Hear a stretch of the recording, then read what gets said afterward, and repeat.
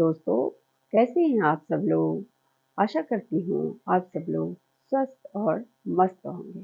मैं नीता जोशी आज आपको कमर के फैट को कम करने के लिए कुछ योगासन बता रही हूँ। आइए हम वो योगासन करते हैं। पहले हम मार्जरी आसन करेंगे। मार्जरी आसन करने के लिए हम अपने मैट पे इस तरह से आ जाएंगे। कंधों के बराबर दोनों हाथों को रखेंगे, इस तरह से रखेंगे। इसे हम कैट पोज भी बोलते हैं। इस तरह से आ जाएंगे और सांस लेते हुए गर्दन को अंदर करेंगे। इस तरह से इस तरह का आकार हो जाएगा। कमर में एक तरह का तनाव आएगा, उसे महसूस करना है। और सांस छोड़ते हुए इस तरह से करना है। हमारे कमर में एक तरह का तनाव आता है, उसे महसूस करना है। इससे हमारा फैट लॉस होता है, फैट कम होता है। सांस लेते हुए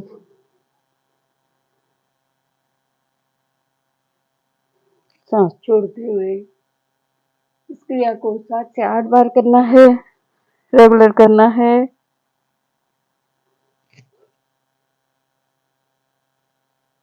अब हम शशांक आसन करेंगे। शशांक आसन करने के लिए हम अपने मैट पे इस तरह से वज्रासन में आ जाएंगे। दोनों हाथों को सर से ऊपर की ओर ले जाएंगे और सांस छोड़ते हुए कमर से आगे की ओर झुकेंगे। सर को जमीन में रख लेंगे, स्थिर रहेंगे। स्थिर सुखमासनम।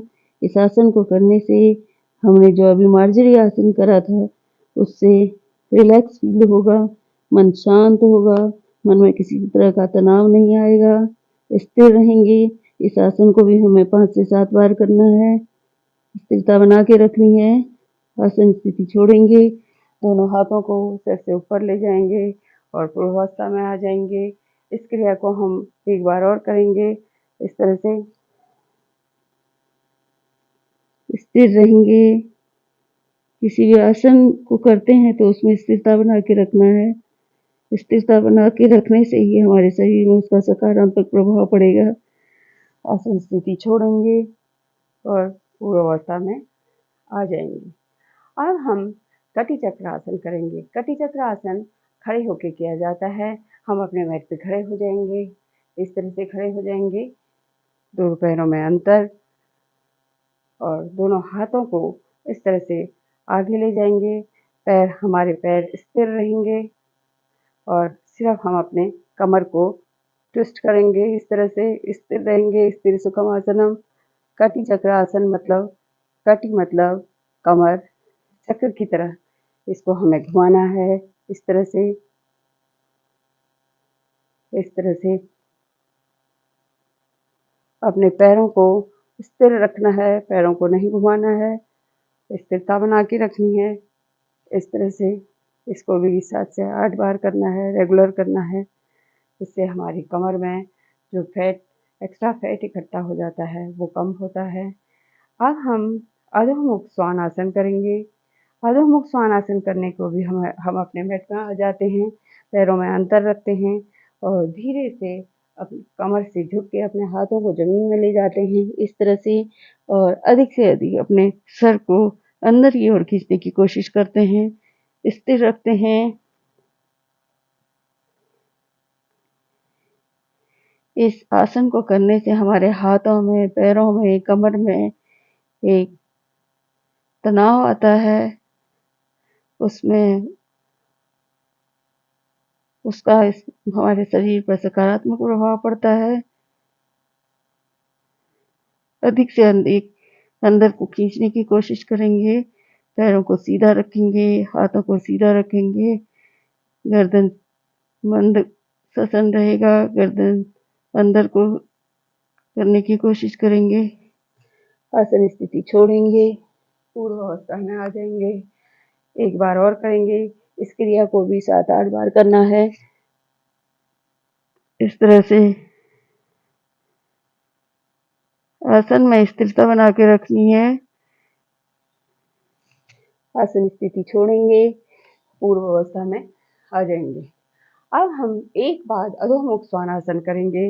इस क्रिया को भी हम इस तरह ही करते हैं, पर एक बाद श्वानासन, जिस तरह से नाम से ही हमें जानकारी हो रही है। कमर से झुकेंगे इस तरह से और अपने एक पैर को ऊपर उठाएंगे, स्थिर रहेंगे, स्थिर सुखम आसनम। एक बाद अधोमुख श्वानासन। पहले एक पैर से करेंगे, फिर दूसरे पैर से करेंगे। इस प्रक्रिया को भी 8 से 10 बार करना है। बैलेंस बना के रखना है, स्थिरता बना के रखनी है। इस तरह से करना है। सर को अधिक से अंदर खींचने की कोशिश करनी है। इस तरह से करना है। हमारे कमर में एक तरह का बल पड़ रहा है, इसे महसूस करना है। आसन स्थिति छोड़ेंगे, पूर्व अवस्था में आ जाएंगे। अब हम भुजंग आसन करेंगे। भुजंग आसन करने के लिए हम अपने मैट में पेट के बल आ जाते हैं इस तरह से, और दोनों हाथों को थोड़ी को जमीन में, दोनों हाथों को इस तरह से अपने शरीर के पास लाते हैं और धीरे धीरे इस तरह से उठते हैं, स्थिर रहते हैं। स्थिर सुखमासन में हमारे कमर में एक तरह का खिंचाव, तनाव आ रहा है, इसे महसूस करना है। इसे भी 7 से 8 बार करना है।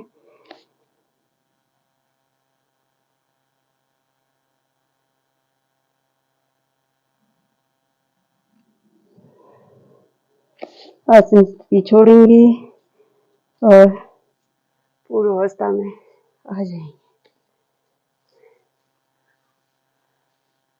इस तरह से इन क्रियाओं को रेगुलर करना है और उसका लाभ प्राप्त करना है। ईश्वर को धन्यवाद करना है।